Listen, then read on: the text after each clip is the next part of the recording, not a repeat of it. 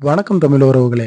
இன்னைக்கு நம்ம என்ன பார்க்க போறோம்னா, கஷாயம் ஒண்ணு பார்க்க போறோம். என்ன கஷாயம்னு பார்த்தீங்கன்னா, ஆடாதோட கஷாயம். நமக்கு சளி வந்துட்டாலே மனுஷன போட்டு படாத பாடு படுத்தி எடுத்துருங்க.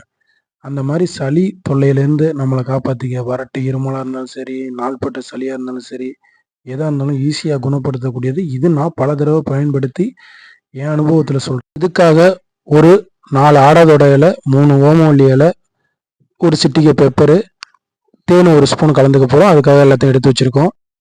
இந்த இலையோட தண்டு பகுதியை ஒதுக்கிட்டு இந்த மாதிரி இலைய பிச்சு வச்ச 4 ஆடாதோடையும் இப்படி 4-5 பிச்சு போட்டுக்கிறோம். ஓமவல்லி இலையும் 4-5 அப்படி சின்ன சின்னதாக பிச்சு போட்டுக்கிட்டு இதுக்காக ஒரு 1.5 டம்ளர் தண்ணி எடுத்துக்கிறோம். 150 ml அப்படி கணக்கு வச்சுக்கலாம். ஒரு 1/2 டம்ளர் 1.5 டம்ளர் தண்ணி எடுத்துக்கிட்டு இதில் லைட்டாக ஒரே ஒரு சிட்டிகை பெப்பர் போட்டுக்கிறோம். இப்போ இதை நல்லா அடுப்பில் வச்சு சிம்மில் வச்சு கொதிக்க விட்டுக்குவோம்.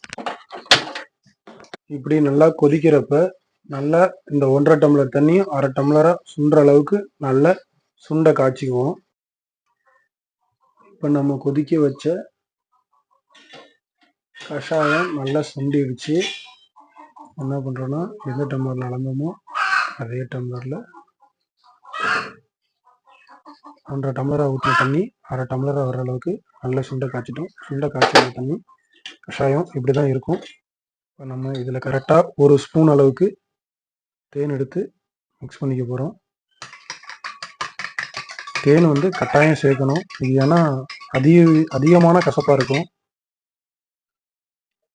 இப்போ இந்த கஷாயத்தை டெய்லியும் ஒரு 3 நாளைக்கு காலையிலையும் சாயந்தரமும் வெறும் இதில் குடிச்சிட்டு வந்தால் எப்பேற்பட்ட கபசலியாக இருந்தாலும் சரி, இருமலாக இருந்தாலும் சரி, எல்லாமே சரியாக போயிடும்.